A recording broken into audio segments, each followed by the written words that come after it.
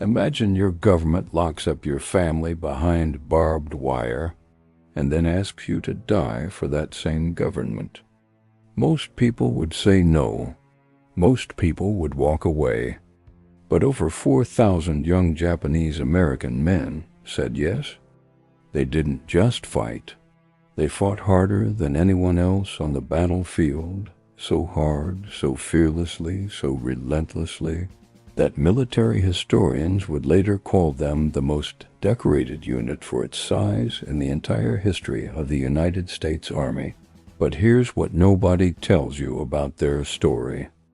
While these men were storming German machine gun nests in Italy and France, their mothers were still prisoners. Their fathers were still behind fences. Their families were still being treated like enemies of the country these soldiers were bleeding for. So why did they do it? And what happened when the U.S. Army ordered them on a near-suicide mission to save 211 soldiers trapped behind enemy lines? A mission that would cost them everything? To understand this story, you have to go back to December 7th, 1941, the morning the Japanese Empire bombed Pearl Harbor. Everything changed for Japanese Americans overnight. Not because they had anything to do with the attack, not because they posed any proven threat, but because of how they looked. Within months, President Roosevelt signed Executive Order 9066. Over 120,000 Japanese Americans, the vast majority of them U.S. citizens, were forcibly removed from their homes and relocated to internment camps scattered across remote deserts and wastelands. They lost their businesses, their farms, their savings, and their freedom. No trial, no evidence, no due process.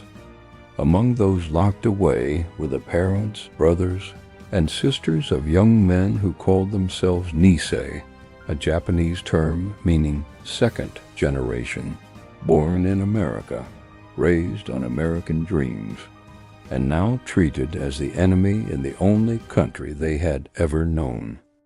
But something remarkable happened inside those camps. Young Nisei men began to volunteer for military service, not because they were forced to, not because they had to, but because they believed, stubbornly, defiantly, that the best way to prove their loyalty to America was to bleed for it. From that belief, the 442nd Regimental Combat Team was born, a self-contained all-Nisei fighting unit that would soon be shipped to the deadliest battlefields in Europe. And what they did there would become one of the most extraordinary and most overlooked stories of World War II. The 442nd arrived in the European theater in 1944, and from their very first engagement in Italy, it was clear these men would be given the most dangerous assignments on the front line. Some historians argue it was intentional, that commanders wanted to test them. Others say the 442nd simply never backed down from a fight.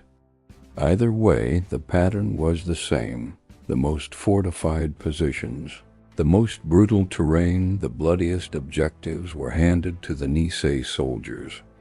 But the challenge went beyond German artillery and mountain warfare. Back home, their families were prisoners. Letters from internment camps described cramped barracks, freezing winters, and the quiet humiliation of barbed wire fences. The soldiers read those letters at night, before battle, and yet the discrimination followed them even into uniform. Some were questioned by their own commanders. Some faced open hostility from fellow American units. The U.S. government needed them to fight, but wasn't fully ready to call them equals. So the 442nd created their own motto, "Go for broke," a gambling term. Everything on the table. No holding back. They had to be undeniably brave. They had to perform at a level so extraordinary that no one, not military brass, not politicians, not a prejudiced nation, could ever look away. They understood with brutal clarity that a medal on their chest might be the only argument their families ever had for being treated like human beings. That was the weight they carried into every single firefight.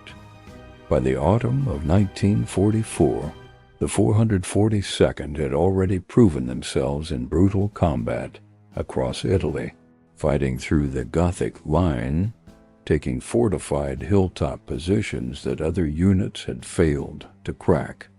Their casualty rates were staggering, but so was their resolve. Then came the order that would define them forever. In the dense, unforgiving Vosges Mountains of northeastern France, a battalion of Texas soldiers, the 1st Battalion, 141st Infantry Regiment, had pushed too far forward.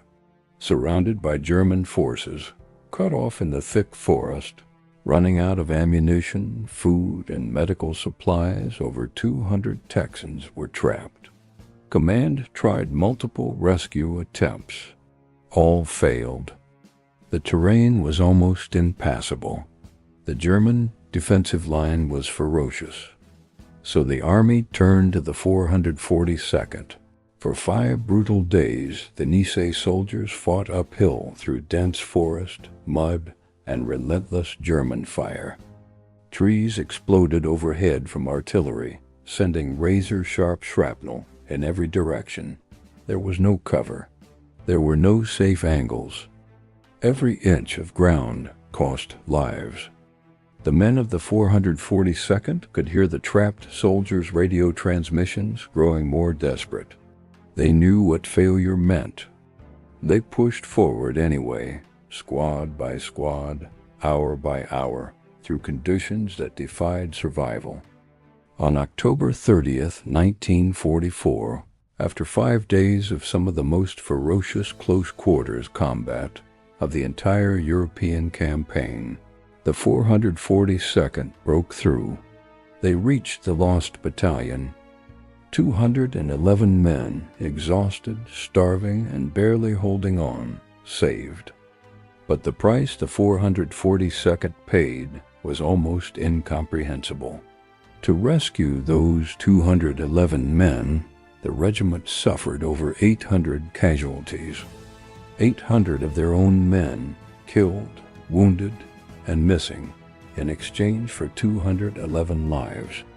When the rescued Texan soldiers finally saw their saviors, some of them wept.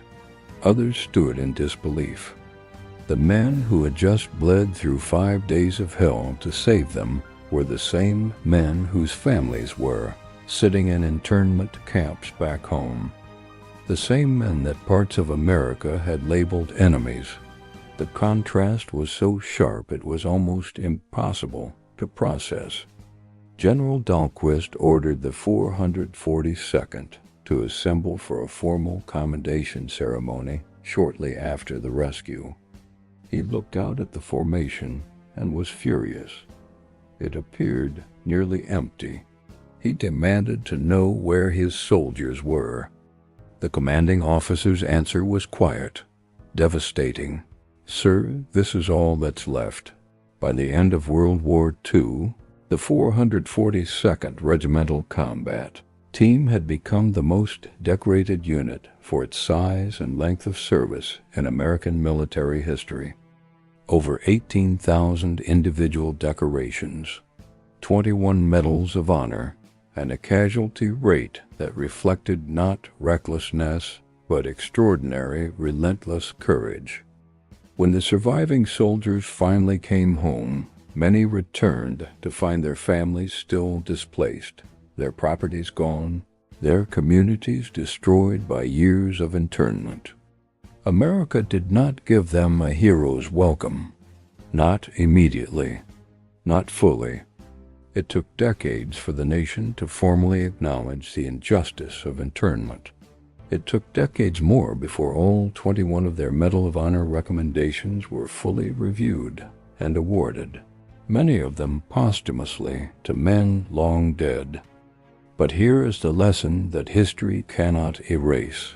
These men were told in every possible way that they did not belong, that they were not trusted, that they were not equal, and they responded not with hatred, not with surrender, but with a sacrifice so profound that it permanently altered the definition of what it means to be American.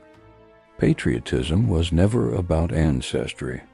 The 442nd proved that it is measured in something far more costly, what you are willing to give even when your country hasn't fully given you anything in return. That story stops me every single time I revisit it. 800 casualties to save 211 men, families behind barbed wire, and still, they went for broke. I want to know what you think. Drop it in the comments right now. Could you have done what the 442nd did? Fight for a country that imprisoned your family? Or would that be a line you simply could not cross? There is no wrong answer. This is one of history's most powerful moral questions, and I genuinely want to read your perspective. If this story moved you, hit that like button. It genuinely helps more people discover stories like this one that history class never taught us properly. Subscribe if you're new, because next time we're uncovering another forgotten unit from World War II whose story will absolutely floor you. The 442nd said go for broke. Now let's make sure the world never forgets them.